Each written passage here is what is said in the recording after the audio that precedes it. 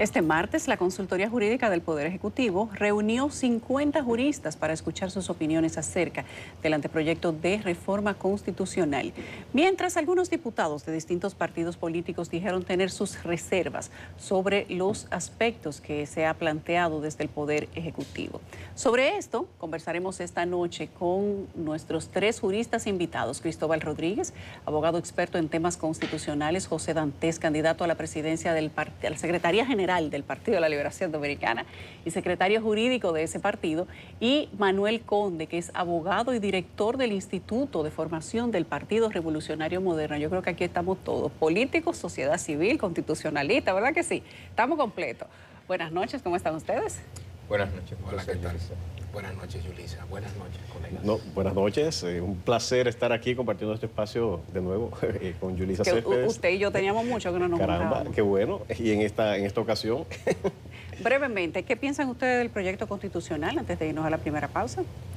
Bueno, antes de yo comenzar, quiero tomar 30 segundos para expresar mi solidaridad por el lamentable fallecimiento de Soterio Ramírez. Soterio Ramírez, miembro de nuestro comité central, inmortal de nuestro deporte dominicano, en este caso del básquetbol, miembro de nuestro pabellón de la fama y un gran ser humano. Lamentablemente falleció el día de ayer. Para toda su familia, para los seres queridos, vayan nuestra solidaridad en espera de que Dios los colme de la fortaleza que están requiriendo en estos graves momentos. Gracias, José. Yo creo que la reforma constitucional, la propuesta que se ha presentado, realmente lo primero es que las dos causas que motivaban a que se presentara, no entiendo que hacía necesario que se cambiara la Constitución o que se cambie la Constitución. ¿Por qué? Porque si las dos causas son la prohibición de la repostulación luego de un periodo número 2, ya eso está prohibido por el artículo 124, por un lado. Y por otro lado, si lo que se quiere es la independencia del Ministerio Público, lo que hay es que nombrar a un procurador o a una procuradora que no tenga ningún vínculo partidista, porque es este gobierno que se ha jactado en los últimos 4 años de expresar que cuentan con un Ministerio Público independiente. Por vía de consecuencia, si lo han hecho con este marco constitucional, ¿para qué cambiarlo para esos fines?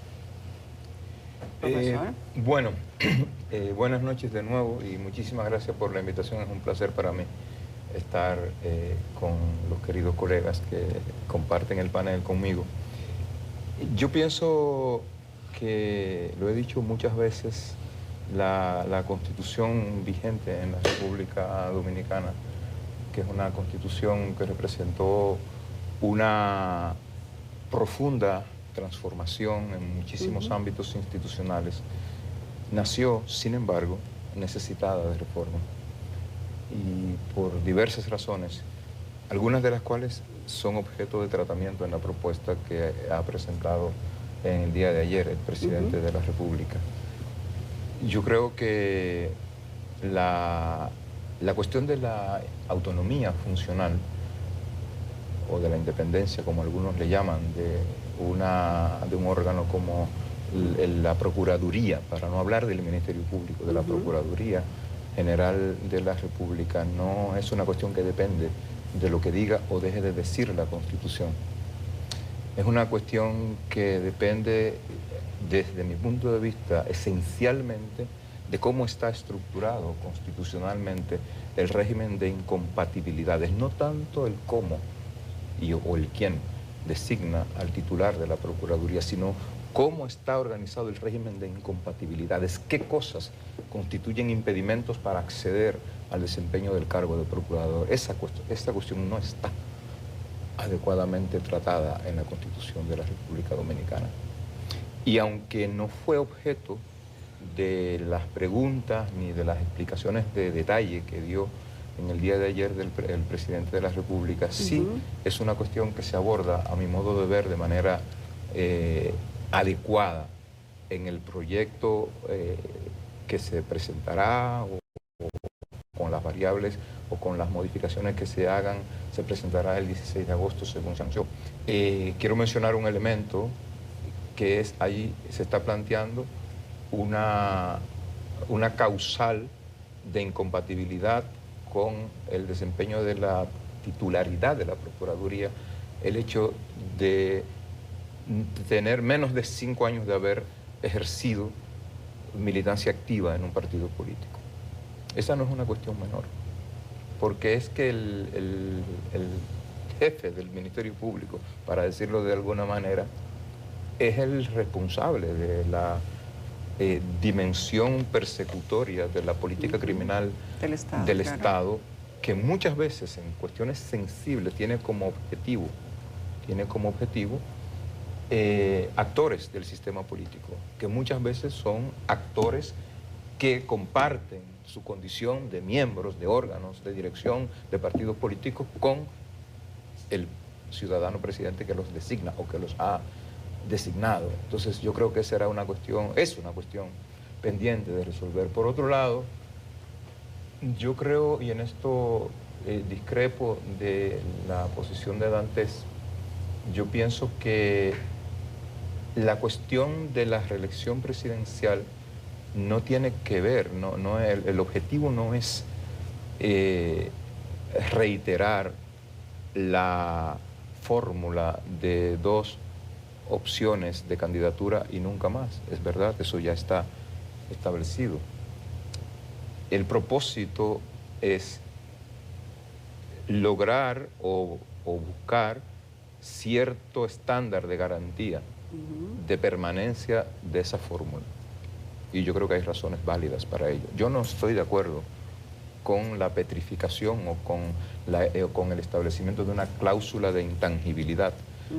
Pero yo creo que es demasiado trágico el peso de las disputas políticas en la historia de la República Dominicana alrededor del tema de la reelección como para ocuparse de ese tema. Y si algo han demostrado los hechos, el 92, casi el 92% de las reformas constitucionales que hemos tenido en el país giran alrededor del tema de la prolongación del periodo o de el interés de un presidente que tiene un impedimento para presentarse de nuevo como candidato a la presidencia para lograrlo.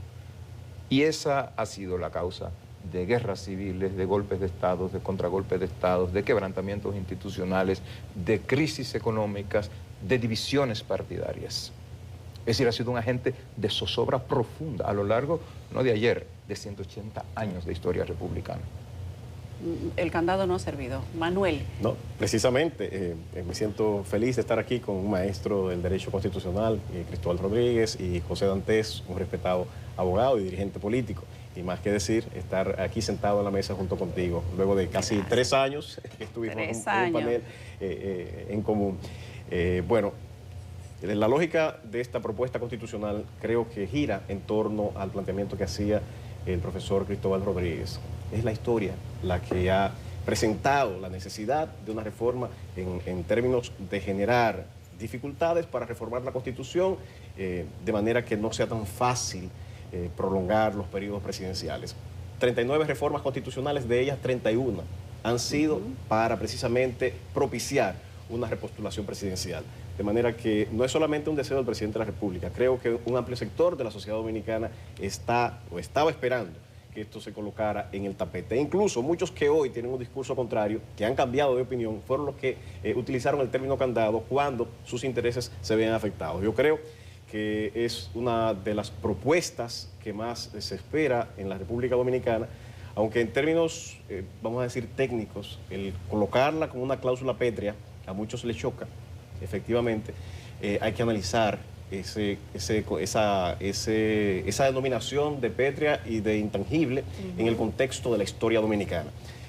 Habiendo habido 39 reformas y 31 de ellas haber versado sobre la reforma que tiene que ver con la repostulación presidencial, no es algo que hay que tomarse a la ligera. De manera que sí, estoy de acuerdo que analizando ese contexto histórico de la República Dominicana, se le coloque un candado de esa naturaleza como colocarlo como una cláusula pétrea. El aspecto de la independencia del Ministerio Público no puede estar a expensas de la voluntad de un presidente solamente.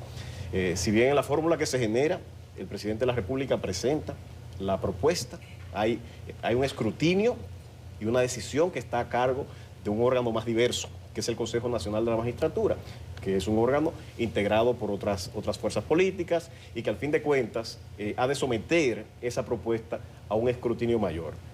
Adicionalmente a eso, y tal como señalaba Cristóbal, se agregaron elementos objetivos de condiciones que debe reunir esa persona que ha de ser designada como Procurador General de la República, tal cual el que no milite o no sea un dirigente de importancia, creo que es el concepto que expresamente señala el proyecto, al menos 5 años antes o no haber participado en una candidatura 5 años antes. Estas dos propuestas creo que son las nodales y las que el presidente había anunciado y en las que se justifica la presentación de esta reforma. Pero agrega dos más, una que tiene que ver con la reducción de los diputados, de la cantidad que es actual, a 137, serían 110 electos por circunscripción y el 20 electos por una lista nacional y los 7 que ya se tienen del exterior. Es una propuesta que no se había ventilado tanto, pero que es una propuesta interesante. La mayor parte de las líneas de un buen gobierno van en la dirección de reducir la estructura del Estado. Y yo creo que esto es un inicio y que puede dar pie a la reducción, al análisis científico del Estado para hacer un Estado quizá un poquito más pequeño y más eficiente. Y la otra que tiene que ver con la unificación de las elecciones. Creo que una parte importante de los dominicanos entiende lógica esta unificación. Un dispendio de recursos, una disposición de tiempo, hay que ir a votar 2 veces y si se dan las condiciones para una segunda vuelta, habría que ir a votar una tercera vez. Creo que la historia, los resultados mismos de las elecciones son los que conducen precisamente a esta propuesta que tiende a unificar las elecciones. Tenemos que hacer una pausa que va a ser breve, pero quiero que cuando regresemos abordemos algunas preguntas. Tenemos que hablar de los transitorios, porque se habla ahora de que hay que ponerle un transitorio. ¿Esto es necesario? ¿Es obligatorio? ¿Qué pasa con el transitorio de Danilo Medina, de que ya no podía jamás ni nunca ser candidato a la presidencia? Y si esta cláusula pétrea, entre comillas, aunque aquí nosotros no tenemos ningún tipo de referendo para que la gente vote por si quiere una cláusula pétrea o no, ¿inhabilitaría a Leonel Fernández? Esa es la pregunta que más nos han hecho en redes sociales respecto de la modificación constitucional de que 2 y nunca más. ¿Qué pasa con la Constitución del 2010? Y aquello de que lo que había gobernado ya no importaba, podía gobernar en lo adelante. Tenemos también, queremos saber de la inamovilidad del procurador, cuáles son las experiencias de los países vecinos, cómo les ha ido con eso, para darle una mirada a ver qué tan interesante puede ser eso, cuando los perseguidos no dejan de ser figuras políticas. E incluso cuando se encasillan los cañones para donde la misma presidencia o vicepresidencia, el caso de Perú, ¿qué ha pasado? Perú y otros, ¿qué ha pasado con Colombia? ¿Qué pasó con Brasil y Moro?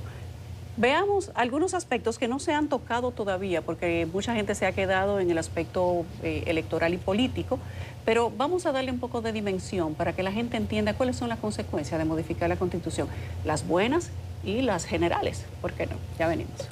La propuesta de reforma constitucional del presidente de la República podría tornarse compleja en el Congreso Nacional, tomando en cuenta la división de criterios que prima entre legisladores de distintas bancadas. Yo tengo mi reserva.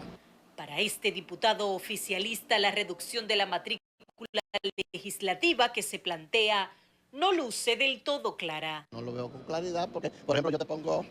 escoger un diputado de la República, la ley te establece que es una cantidad X de ciudadanos que tienen derecho a elegirlo. Pero si tú te vas a Pedernales, Pedernales tiene 32,000 ciudadanos que tienen derecho a ejercer el voto. Vamos a dejar Pedernales sin un diputado, sin 2 diputados, que es lo que ellos tienen. Entonces es un tema que merece mucha discusión. Otro que también tiene sus reparos, aunque con relación a la independencia del Ministerio Público, es el diputado Elías Huesín Chávez. Desde su punto de vista, sería un error que el Ejecutivo delegue en otro órgano la política criminal del Estado. Para nosotros es inconcebible que se esté pensando en eso, porque estamos prácticamente imitando el modelo de Perú.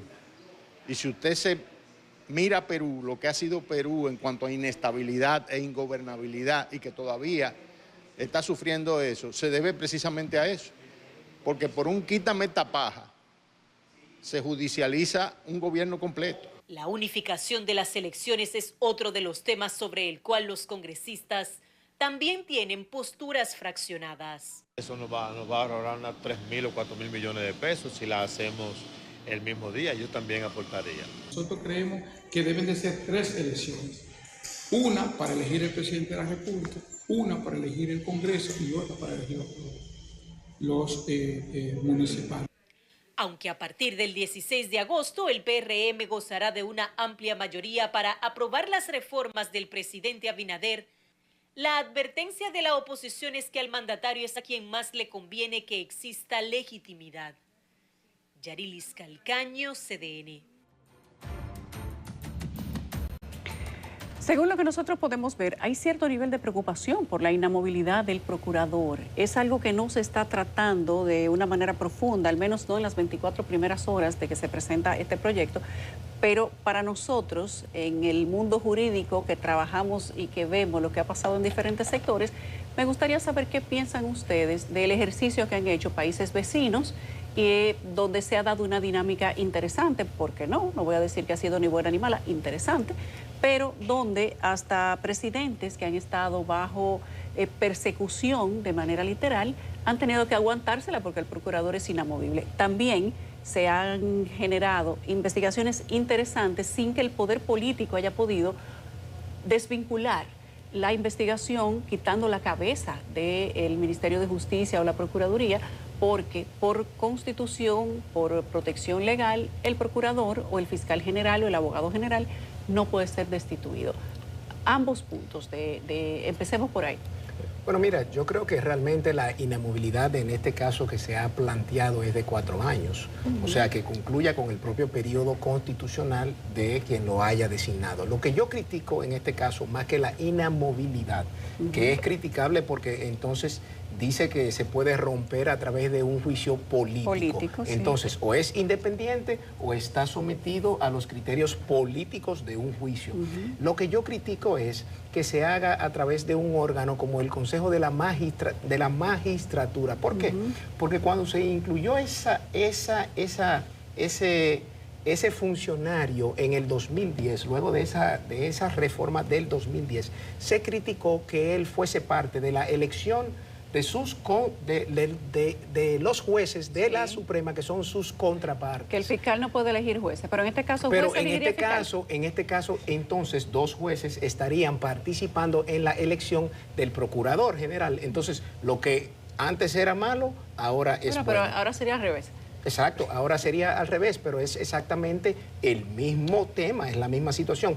Yo sí creo que el procurador general es una figura que ha creado, vamos a decir, cierto nivel de, no sé, algún tipo de malestar. Controversia. No, de controversia en lo que es la participación dentro de ese órgano para la elección de los jueces, no solo de la Corte Suprema, sino del Constitucional, del TSE, y creo que debe estar fuera. No creo que debe ser designado por ese órgano político, porque además, o sea, la mayoría prácticamente siempre la podrá tener el presidente de turno. No he visto un solo consejo que el presidente de turno, que en este caso sería el que va a someter la terna, haya tenido una minoría. Y la experiencia que se han dado con estos procuradores independientes en otros países de la región, vemos el caso de Guatemala, por ejemplo, donde el actual presidente fue impedido de ser candidato en un primer momento, luego de impugnarle el proceso que había ganado y luego de obstaculizar lo que fue su toma de posesión por una fijación que tenía ese funcionario porque había sido designado por otro gobierno.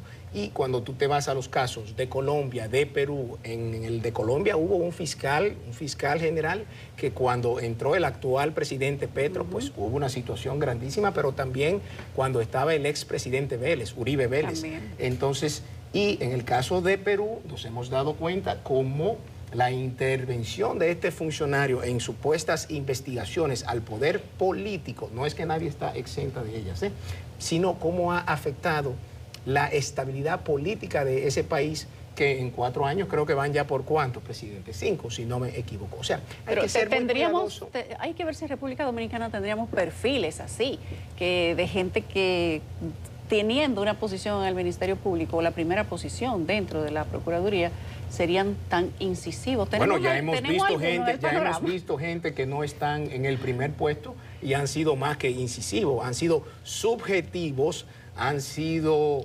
arbitrarios, han sido, o sea, pero ya no lo son. No, siguen siéndolo. Sí. Lo que ocurre es que aparentemente ya se cumplió con el cometido.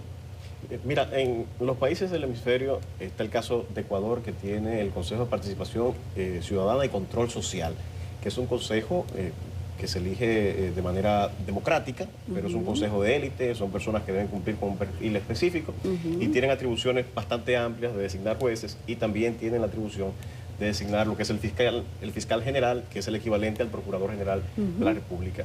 En ese sistema se le ha dado bastante autonomía, pero sí, en determinadas ocasiones ha tenido derivas hacia el uso del sistema judicial, tal vez con propósitos políticos.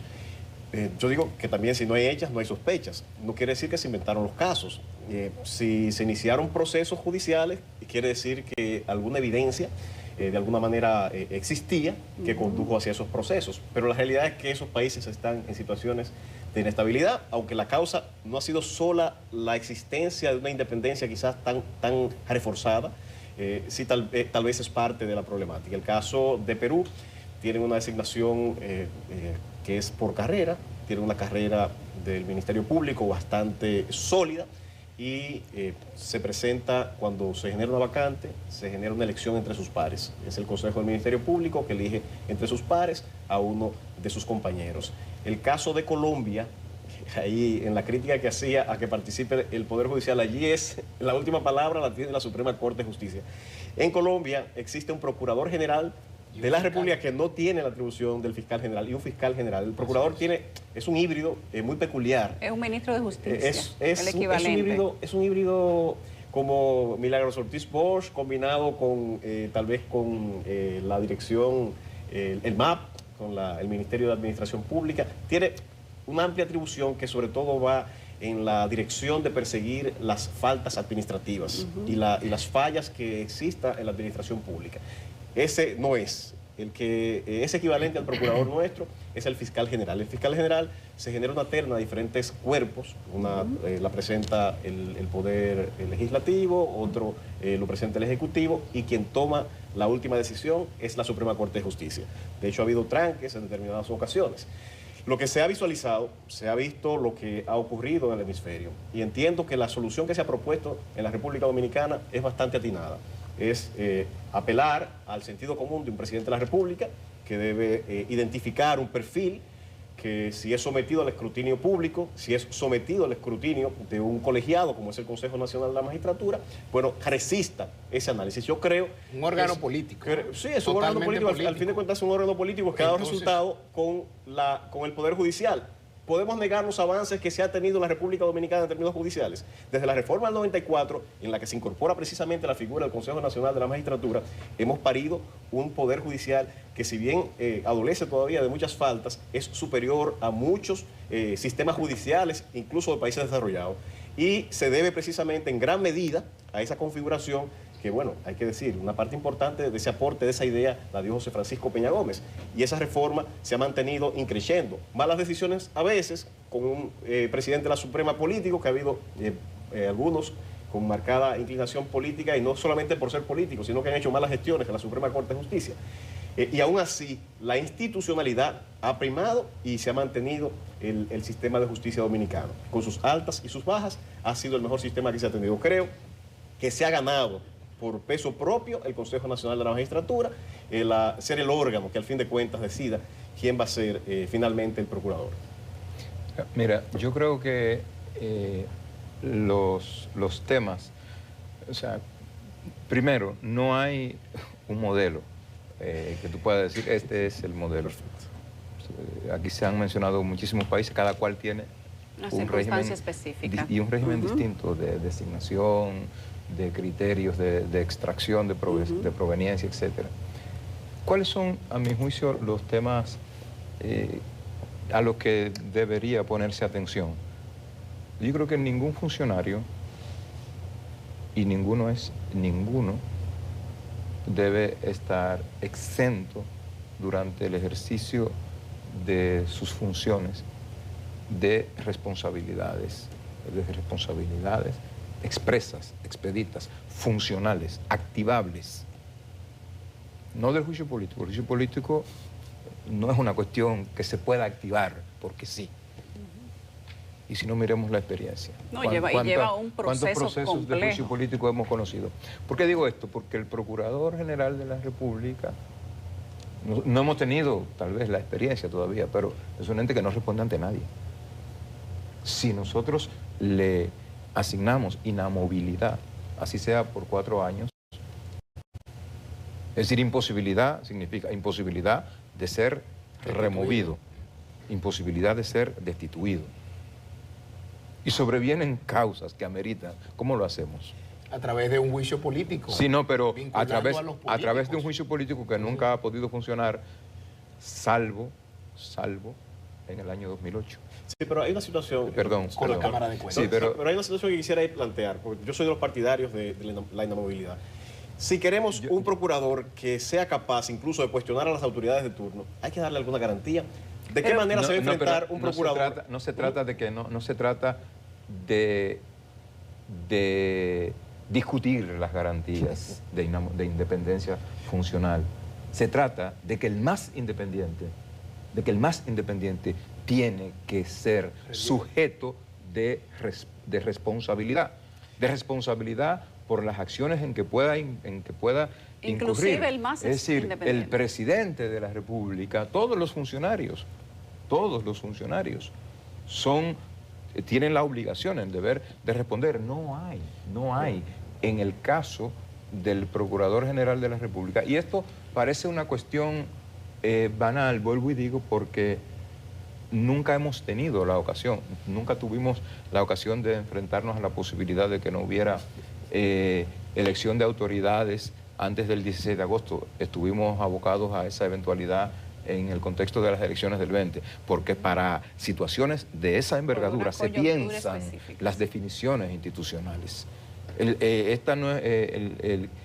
Si es o no inamovible, y yo debo decir, hasta hace relativamente poco tiempo yo era abanderado de la idea de inamovilidad. Ver la experiencia real, efectiva, en acción en muchos países de nuestro hemisferio con similares niveles de estructura y de estructuración institucional y de cultura política, me hace replantearme la cuestión. 1, 2. Creo que el tema del Consejo Nacional de la Magistratura y las críticas a la participación del Procurador General de la República en él no son ni fueron esencialmente la que dice que un procurador no puede participar en la elección de jueces. La principal, la más importante de todas las críticas que se hicieron desde el año 2007, no desde el 2010, desde el año 2007 cuando se empezó a hablar de esa posibilidad, fue la de las consecuencias prácticas que la incorporación del Procurador General de la República en el Consejo Nacional de la Magistratura iba a tener en el quebrantamiento del precario equilibrio de la representación política de las fuerzas partidarias que hacen vida en el Consejo, y que iba a permitir, y ese fue el inicio de un proceso importante de retroceso de lo que había sido todo el avance institucional en el ámbito de la administración de justicia en la República Dominicana, porque fue un diseño pensado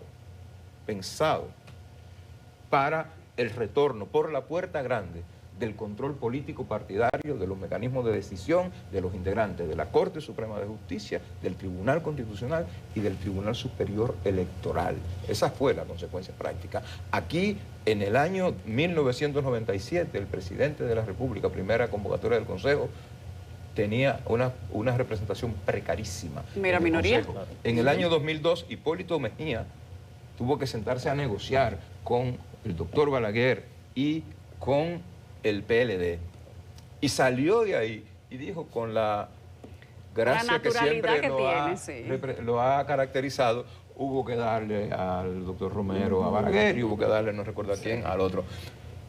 Y eso, por la forma y por hipocresía, se criticó. Pero así suceden las cosas. Para eso está pensado el equilibrio precario, para que una persona, la instancia directiva de un partido, no pueda decidir unilateralmente cómo se conforman, en última instancia, para que un partido no controle la justicia. Como en estos últimos dos consejos. En esa parte estamos de acuerdo. La exclusión del procurador es algo que la comunidad jurídica, creo, pedía a gritos. Igual la sociedad, aún con una comprensión intuitiva, por igual pedía la exclusión, y sobre todo porque quien protagonizó la primera participación como procurador hizo que todo el mundo tuviera la razón. Realmente no fue una participación apropiada y se tomó como una herramienta de retaliación y generaba, tal y como explicaba el doctor, un desequilibrio. Ahora, en cuanto a la inamovilidad la tienen también los jueces de la Suprema Corte de Justicia. La inamovilidad la tienen también los jueces del Tribunal Constitucional. Entonces, la misma inamovilidad es un principio rector del ordenamiento de los jueces. Pero es que no esa inamovilidad es lo que da garantía a ese juez para comportarse con imparcialidad y objetividad. Claro. Si usted no tiene la seguridad, y ya con esto termino esta parte, si usted no tiene la seguridad de que sus decisiones no van a tener consecuencias ni retaliación, ¿cómo usted va a actuar con independencia? Porque le pedimos que se persigan a las actuales autoridades cuando incurren en faltas, cuando incurren en violaciones a la ley penal. ¿Y cómo vamos a exigirle a alguien que es de fácil destitución? Creo que la garantía de la independencia precisamente, y eso que le estamos exigiendo a un Procurador General de la República, se lo da precisamente una inamovilidad tal y como se está proponiendo. Una única acotación. Los fiscales no son imparciales. Ahí va.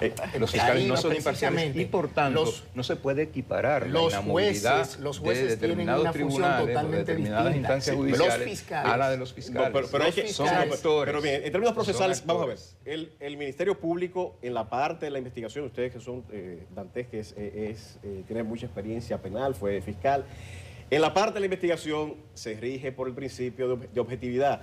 Y la máxima autoridad del Ministerio Público se rige por el principio de objetividad. Pero ahora, una vez decide acusar, lógico, el abogado, el fiscal litigante es defensor de su caso. Ahora, pero a ver, en la fase de investigación, en la parte que tiene que ver con la dirección del órgano, necesariamente necesita una garantía para actuar con esa objetividad que se quiere. A ver, Manuel, si de algo se ha caracterizado este Ministerio Público en los últimos 4 años, es de actuar con todo menos con objetividad. Eso está muy bien en los papeles. De buenas intenciones está trillado el camino hacia el infierno. Y tú mismo hace unos cuantos minutos estabas planteando que un presidente con sentido común haría tal cosa. Entonces yo voy a apostar al sentido común de alguien. Por eso se hace la propuesta actual. Para sujetarlo a un contrapeso del Consejo. Pero el contrapeso no es el Consejo. ¿Tú sabes por qué? Porque el Consejo es un conjunto de entes políticos que al final de cuentas van a actuar con un criterio político. Pero no vamos a sustituir la democracia. Son los órganos que están y han funcionado para otras decisiones. Y mira, pero la presidencia de la Tú has dicho que se ha actuado con un sentido político. Sí, creo que hay algo que le ha reconocido el pueblo dominicano a la actuación objetiva del presidente de la República al seleccionar a alguien sin trayectoria política, como es el caso Miriam Germán. Creo que es faltar la verdad. Y ha actuado, creo que si miramos encuestas, si miramos los datos objetivos de los casos que están, no son casos que se han inventado. Pero señores. Yo no hablo de el caso Antipulpo, el caso Calamar, señores, los casos y las pruebas están ahí. No me digas que no se ha actuado con objetividad y que esa independencia con la que actúa no existe. Y los 28 exfuncionarios de este gobierno que han sido destituidos por faltas graves en sus funciones, ¿por qué no han sido procesados? Y el único que ha sido procesado fue beneficiado con un auto de no al lugar. Entonces, así como doña Miriam Germán, así hay muchas Miriam Germán en este país. Entonces no hay una necesidad. Pero eso falta la verdad. Una cosa es una falta administrativa. Y no se descarta tampoco que se investigue. Pero no quiero que nos quedemos solamente en este caso, porque nos podemos pasar la noche hablando de la Procuraduría, si es o no independiente. Yo creo que todos podemos tener un concepto en esto. 30 segundos para bajar el ánimo. Para mediar. Pero no hay ánimo alto aquí. Es que tenemos un fiscal aquí. Eso no se despersonaliza. Hay un tema que quiero también examinar o volver a examinar. No es equiparable tampoco la participación de jueces en el Consejo Nacional de la Magistratura que eventualmente puedan ratificar la propuesta de designación de un Procurador General de la República a la inversa, es decir, que por lo mismo, por el rol radicalmente distinto que tienen uno y otro en el funcionamiento de la maquinaria del sistema de administración de justicia. Pero intervino en esa designación. Tuvo algo que decir en esa designación. Entonces, ¿cómo que no es lo mismo, Cristóbal? A ver, explícame. ¿Por qué vamos a ver. Si un procurador tiene la capacidad de votar por jueces para la Suprema, para el Constitucional, para el TSE, ¿cuál es la diferencia? Te lo voy a decir con un hecho. No estoy de acuerdo con que se mantenga. Para que quede claro, no estoy de acuerdo con que se mantenga. Pero ¿dónde está la diferencia entre eso y que dos jueces de la Suprema, miembros de ese consejo, sí tengan la facultad y la potestad de seleccionar o votar por quien será su contraparte? Entendí la pregunta y te la voy a decir, no vamos a teorizar, te lo voy a decir con un hecho. La diferencia está en que Jean Alain Rodríguez... es que tú lo estás viendo de un punto de vista particular y personal. Yo lo estoy viendo institucional. Práctico, de cosas que pasan. Jean Alain no se salva de cosas que pasan. Nunca lo menciono. Nunca lo menciono. La única vez que lo mencionó la única vez que lo mencioné en un programa de televisión fue para decir que yo creía que no ameritaba prisión preventiva. Ojo. Volvemos. Jean Alain Rodríguez, en su condición, porque solo lo podía hacer desde esta posición de jefe de la Agencia de Investigación del Estado, orquestó un programa de espionaje de la presidenta de la Cámara Penal de la Corte Suprema de Justicia. Eso no se hace.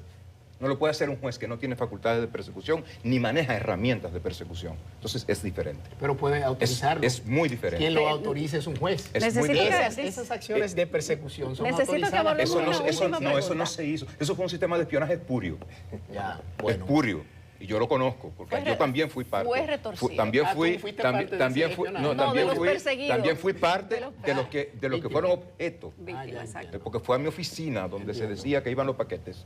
Ojo, y entiendo que debe estar fuera. La figura debe estar fuera. Fue a la Benito Monción 202, donde se dijo que iban los paquetes. La figura debe estar fuera del Consejo. Estoy totalmente conteste. Ahora, con lo que no estoy conteste es que esa designación sea del Consejo. Vamos a llevarla a otro órgano, porque no la llevamos a una de las cámaras legislativas, por ejemplo. Aprovechemos esta reforma constitucional y pongamos que de una terna el presidente lo someta a una ratificación del Senado. ¿Tienen la capacidad legal? Mucho más. Sí, bueno. No, ellos tienen 144 diputados y tienen 29 senadores. Es interesante saber si esta discusión se va a dar para que tengan la autonomía que han tenido, por ejemplo, con el Código Penal. Pero no quiero que nos vayamos, nos quedan 2 minutos, dice producción. Quiero que hablemos si los transitorios tienen vencimiento, que es la pregunta que más nos han hecho junto con la de si se pueden reelegir con esta modificación los expresidentes. Mira, te voy a decir claramente, el proyecto tiene la solución. Lo primero es que, a pesar de que soy de la corriente que no hay un reseteo, como muchos plantean, que una vez hay una asamblea revisora, se piensa que hay una constitución nueva, no es cierto. Se modifican específicamente los artículos que lo demás queda igual. Lo demás queda igual. Ahora, para quitar cualquier tipo de dudas, los proponentes del proyecto sabiamente colocaron precisamente una disposición expresa que dice que todos los transitorios se quedan tal cual, con su plena vigencia. Por otra parte... Y el 2 y nunca más a partir de cuando entre en vigencia. Agregan en un transitorio especial dedicado también al presidente Luis Abinader, indicando que ese presidente que fue electo ahora en mayo del 2024 no podrá repostularse. Pero eso no queda suficientemente claro. No, eso queda más que claro. Queda más que claro, pero creo que es importante dejar con la contundencia... Más claro todavía. Con la contundencia suficiente, porque hay quienes han querido jugar a la politiquería. Tal como hay quienes han pensado que esta visión, que hay que decirlo, que hay que reconocer al presidente Luis Abinader, teniendo una gran mayoría congresional con la que hacer cualquier cosa, cualquier reforma a su favor, ha decidido todo lo contrario. Ser un presidente que ha cambiado la visión histórica de la República Dominicana, en lugar de usar el poder a su favor, está tratando de estructurar una fórmula para que la República Dominicana descanse del caudillismo y dar paso a un nuevo relevo político. Esa fórmula lo que ha hecho en este caso es reivindicar la reforma del 2015. ¿Por qué? Recordemos que antes del 15 la fórmula era la reelección indefinida con un periodo de por medio. Es en el 2015 que el expresidente Medina cambia la Constitución para que sea 2 y nunca más, y pone él ese transitorio para aplicárselo a él. O sea, que lo obliga el acuerdo que se hizo entre Leonel y Danilo Medina. Copia de ese acuerdo? Le obligaron a poner ese transitorio como una condición para poder mantener la unidad del partido. El caso es que está ahí ese transitorio. Lo que el actual presidente hace es reivindicar esa reforma del 15 y quiere ahora petrificarlo, con lo que yo no estoy de acuerdo. Ahí yo coincido con Cristóbal de que no debemos imponer a las futuras generaciones cosas que hoy nosotros entendemos que puedan funcionar y que quizás en el futuro simplemente no queremos poner esos límites. Ahora, sí coincido con que en el 268 se ponga que nadie pueda ser beneficiado de la reforma. Yo me quiero poner la chaqueta de profesor. Yo respeto muchísimo la delicadeza política, el mensaje político, pero un artículo transitorio, su nombre lo dice. Tiene final, tiene un tiempo. Es un artículo a término fijo. Claro. Ninguna de las disposiciones transitorias de la Constitución están vigentes. Todas han sido tácitamente derogadas, porque todos los mandatos, en virtud de los cuales se le asignó transitoriedad a cada una de las 22 disposiciones transitorias, ya se cumplieron. El último se cumplió el día 16 de agosto del 2020. Es decir, hace 4 años que dejó de tener vigencia, efectividad, eficacia desde el punto de vista normativo. No existe, no existe. Y vuelvo y te digo, entiendo el prurito político de mandar el mensaje, de ratificar la voluntad, pero eso jurídicamente no tiene ningún efecto. Sí, no, pero ahí no comparto, doctor, plenamente su posición. Sin embargo, sí, para aquellos que en la comunidad jurídica no es una posición única, en la comunidad jurídica hay discusiones respecto a esto y discusiones serias, y en ese sentido, para despejar cualquier duda, lo que se ha colocado precisamente es una ratificación de todos esos aspectos transitorios que son necesarios para aclarar cualquier duda. Bueno, tengo que despedirlos a los 3. Yo creo que podríamos quedarnos hasta mañana. No, sería bueno. Y aceptamos el reto. Sí, porque yo creo que tenemos temas suficientes. Ninguno. Tema suficiente. Gracias a los 3, a Manuel Conde, gracias al profesor Cristóbal Rodríguez, gracias a José Dantes, mis invitados esta noche. Nos ha faltado tiempo solamente, porque ha quedado mucha tela que cortar, a pesar de que son solo 4 puntos lo que plantea la Constitución. Y miren ¿cuánto hay que hablar de cada uno? Son algo más de 4. Son 4 bloques temáticos. Son 4 bloques. Pero lo han definido como 4 ejes temáticos, así es. Gracias a los 3, que tengan buenas noches. Tenemos que hacer una pausa nosotros, ya casi venimos.